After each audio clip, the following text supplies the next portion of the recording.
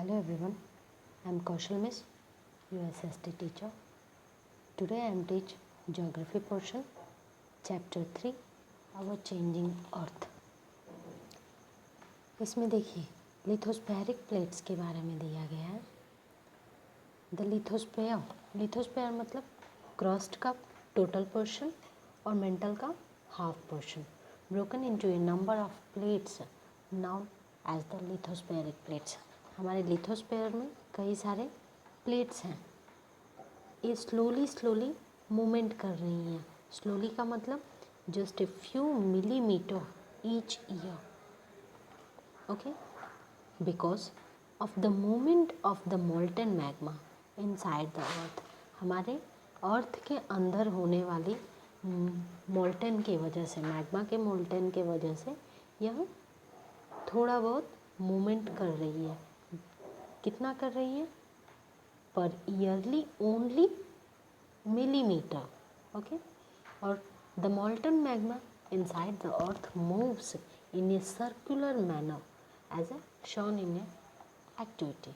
यहाँ पे देखिए, आप समझिए किसी ग्लू को ले लीजिए, उसको पिघलाइए, जैसे उसमें थोड़ी थोड़ी हलचल होती है, हल्की सी जो मूवमेंट होती है, उसी तरह अंदर हमारे जो लिथोस्फेरिक प्लेट्स हैं उसमें चेंजिंग हो रही है. अब देखिए, इस लिथोस्फेरिक प्लेट्स के मूवमेंट को दो टाइप में चेंजिंग किया है, डिवाइड किया गया है. यहाँ पे आइए, आप इस डायग्राम को देखेंगे तो समझ जाएंगे. अर्थ के जो मूवमेंट है उसे टू टाइप्स में देखा गया है. एक एंडोजेनिक मतलब एंडो अंदर के तरफ, जेनिक यानी ओरिजिन होना. ओके, अंदर के तरफ से ओरिजिन होना. अंदर के तरफ से जो ओरिजिन होता है, सडन फोर्सेस जो झटके से आते हैं, पहले नहीं पता होता है, झटके से आ जाता है. जैसे अर्थक्वेक हुआ या वोल्केनो हुआ या लैंडस्लाइड्स हुए, ये सारे अचानक आ जाते हैं जो हमारे अर्थ के अंदर के जो फोर्सेस हो रहे हैं, अंदर के तरफ से जनरेट हो रही हैं. ओके, उसके बाद इसे एंडोजेनिक फोर्सेस में देखिए, डायस्ट्रोफिक फोर्सेस. मतलब डायस्ट्रोफिक फोर्सेस वह हैं जो माउंटेन्स तैयार कर देती है. आप सबको पता है कि पहले जहाँ पे आज के टाइमिंग में हिमालय पर्वत है, वहाँ पे सुनने में आता था कि पहले एक टेथिस नाम की एक सागर बहती थी. यानी वहाँ पे इसी तरह की डायस्ट्रोफिक फोर्सेस की वजह से वहाँ पे माउंटेन बन गया है. और सेकंड आता है एक्सोजेनिक फोर्सेस.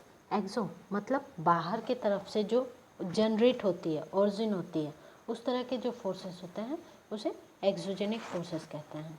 इसमें टू टाइप्स हैं.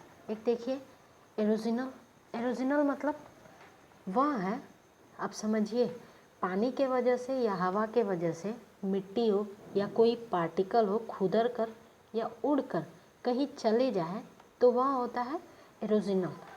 ठीक उसके ऑपोजिट डिपोजिशनल होता है. इसमें क्या होता है, पानी के वजह से हो या हवा के वजह से कोई पार्टिकल या मिट्टी, समझो, एक जगह से जो उसमें एरोजिनल में उड़कर चले जा रहा है तो इसमें उड़कर ठहर जाता है. ओके, इसी को डिस्पोजिशनल कहते हैं. ओके, अब आप सबको पता है इनके वजह से रिवर, विंड, सी वेव्स, ग्लेशियर्स वगैरह वगैरह आता है. अब यहाँ पे बताया जा रहा है कि जो एंडोजेनिक फोर्सेस हैं, सडन फोर्सेस हैं, इसके सडन मूवमेंट्स की वजह से हमारे अर्थ में कई सारे मूवमेंट होते रहते हैं. आप सबको पता है अर्थक्वेक झटके से आ जाते हैं, वोल्केनोस फटने लगती हैं, इनके वजह से बहुत सारा डिस्ट्रक्शंस होने लगता है, हमारे अर्थ सरफेस पे बहुत प्रॉब्लम होती है. अब यहाँ पे आते हैं वोल्केनो देख रहे हो ना. Volcano is a went in the earth crust. ये हमारे अर्थ क्रस्ट के पोर्शन में जो है एक वोल्केनो है जो विच मोल्टन मटेरियल एरप्ट सडनली.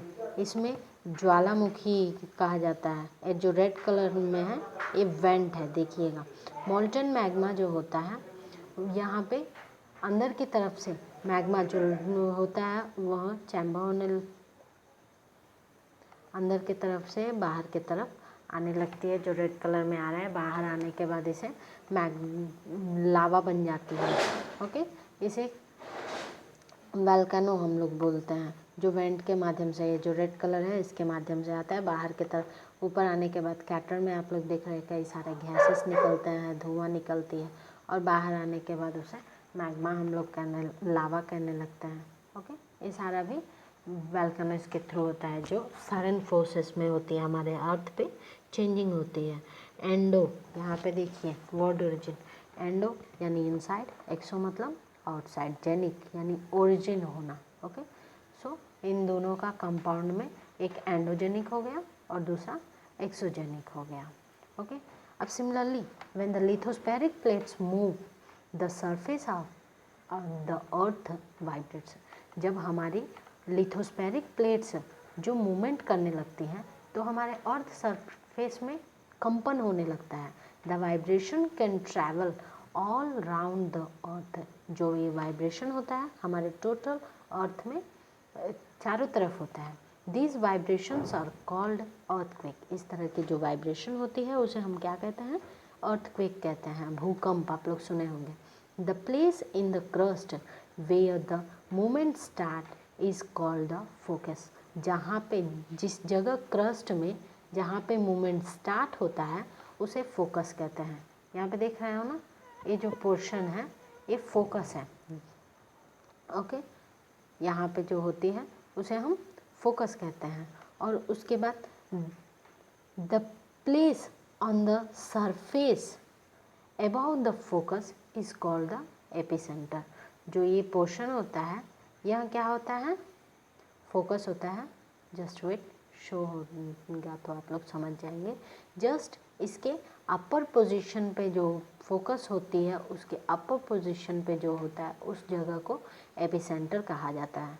और फोकस में धीरे धीरे आप सबको पता है कि सिस्मिग्राफी होने लगता है, सिस्मिक वेव्स चलने लगती हैं, और एपिसेंटर के माध्यम से जहाँ पे एकदम क्रस्ट के अंदर इनर पोजीशन पे जहाँ पे फोकस होती है ठीक उसके ऊपर जगह को एपिसेंटर कहा जाता है। उसके बाद सिस्मिक वेव्स जो भी होते हैं वो चारों तरफ के डायरेक्शन में जाने लगते हैं। ओके, ये जो प्लेट्स की बाउंड्री बनने लगती है फोकस के जगह पे आता है और वहाँ से चारों तरफ फैलने लगता है।